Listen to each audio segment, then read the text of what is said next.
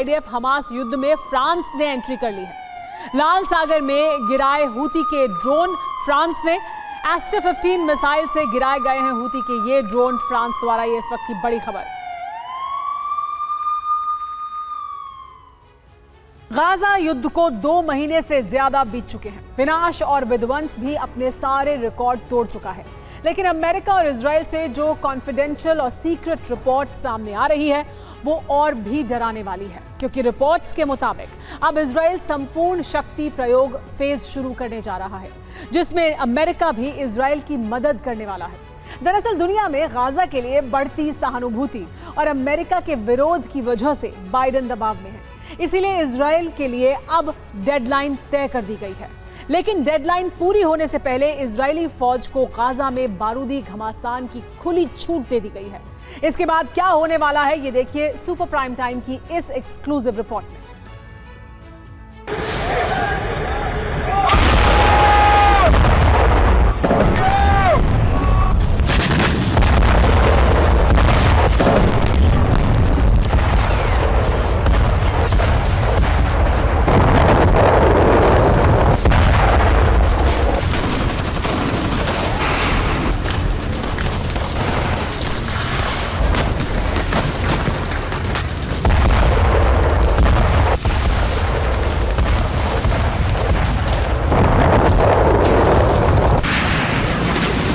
धरती को फाड़कर पाताल में धमाका करने वाला बम।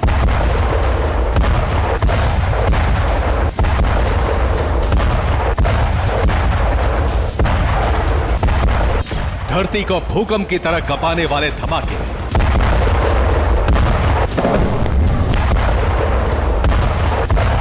एक बड़े इलाके को भस्म करने वाला 2000 पाउंड का बम।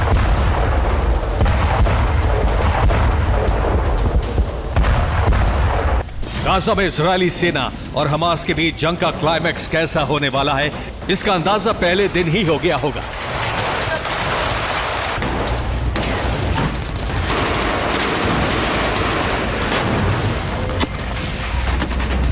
गाजा में क्लाइमैक्स की शुरुआत इसलिए कही जा रही है क्योंकि ऑपरेशन के अंत की तारीख निश्चित कर दी गई है और इजरायली सेना के लिए काउंटडाउन शुरू हो गया है।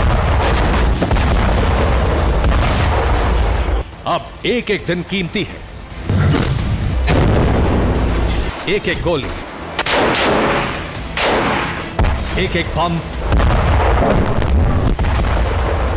एक एक टारगेट बेहद अहम हो गया है।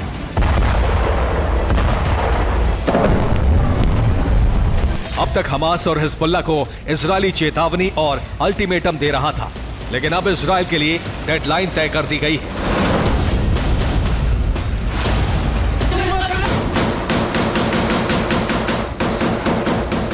इजरायली सैनिकों में गजब की तेजी आ चुकी है। हमास के तमाम ठिकानों को तबाह करने के लिए अब सीमित समय है, इसलिए युद्ध में अब बंदिशों को ताक पर रख दिया गया है। भारी और घातक हथियारों का इस्तेमाल शुरू कर दिया गया है। इजराइल की सेना को अमेरिका से हर तरह की मदद मिल रही है। चुनौती सिर्फ हमास के ठिकाने को तलाशना नहीं, बल्कि डेडलाइन तक मिशन को पूरा करना भी है। गाजा में अगले 19 दिनों तक विध्वंस का सबसे बड़ा अध्याय लिखा जाना तय माना जा रहा है। अंतहीन दिशा में जा रहे इजरायली ऑपरेशन की डेडलाइन तय करने वाला कोई और नहीं बल्कि इजराइल का सबसे बड़ा मददगार अमेरिका है। रिपोर्ट के मुताबिक इजराइल को दिसंबर का एक एक दिन मनवाफिक तरीके से इस्तेमाल करने की छूट दी गई है। मतलब साफ है कि अमेरिका नहीं चाहता है कि इजराइल का ये ऑपरेशन नए साल में भी चलता रहे और बाइडेन पर इंटरनेशनल प्रेशर बढ़े। बाइडेन क्यों मजबूर है ये आगे बताएंगे, लेकिन डेडलाइन तय होने से बड़े विनाश का भय भी बढ़ गया।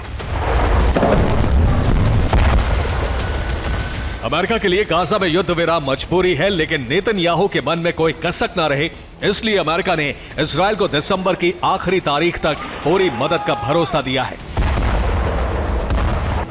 फिलहाल इजराइल को गाजा में घातक हथियारों के इस्तेमाल की छूट दे दी गई है। गाजा में अब किन हथियारों से विध्वंस हो रहा है ये आपको बताते हैं।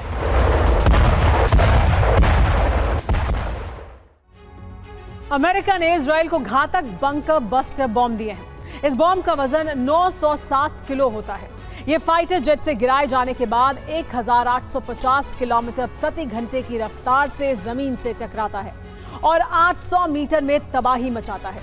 ये बम इतना ताकतवर है कि कंक्रीट के बंकर को भी भेद देता है। इस बॉम्ब से गहरी सुरंगों में विस्फोट मुमकिन है।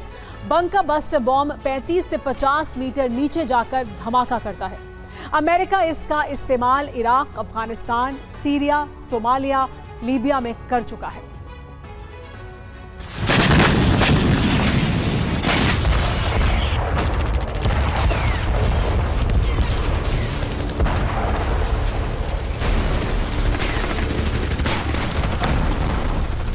इजराइल का दावा है कि हमास के लड़ाके और सिनवार जैसे लीडर सुरंगों में छिपे हैं।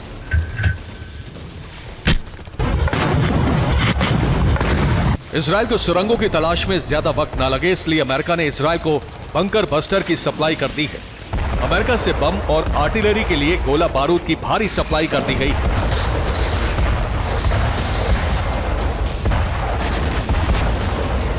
इजराइल ने गाजा में पहली बार हवा से हथियारों को एयर ड्रॉप किया है ताकि आधुनिक हथियार जल्द से जल्द सैनिकों तक पहुंच जाएं।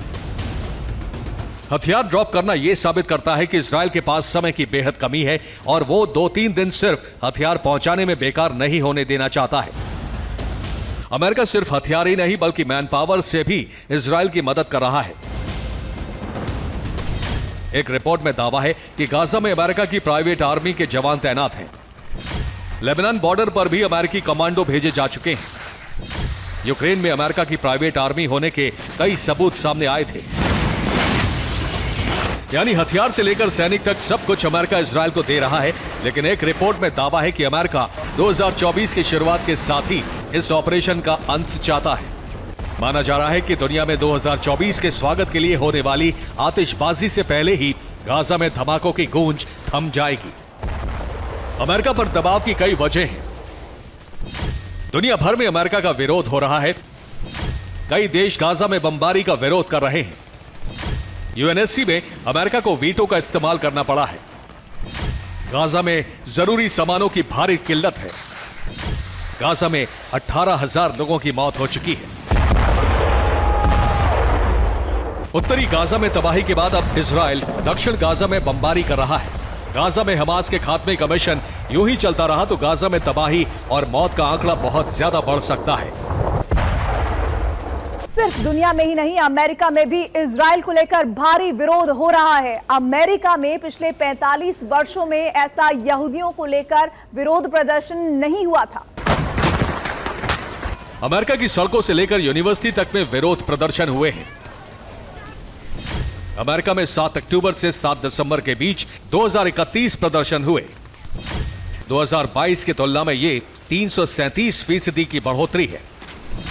यहूदियों के विरोध में अमेरिका में 905 रैलियां की गई। गाजा में युद्ध विराम की मांग को लेकर व्हाइट हाउस के सामने भी प्रदर्शनों की शुरुआत हो गई है।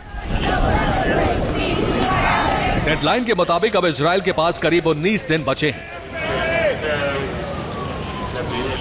इजराइल किसी भी कीमत पर सिनवार को बख्शना नहीं चाहता और अब सिनवार को खत्म करना ही इजराइल के लिए सबसे बड़ा मिशन है।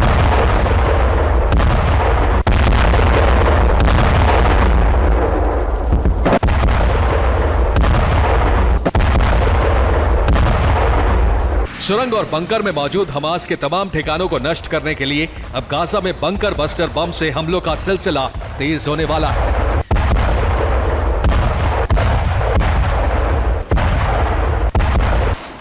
इजराइल के लिए जरूरी है तो सिर्फ सिनवार की लोकेशन के बारे में सटीक जानकारी जुटाना।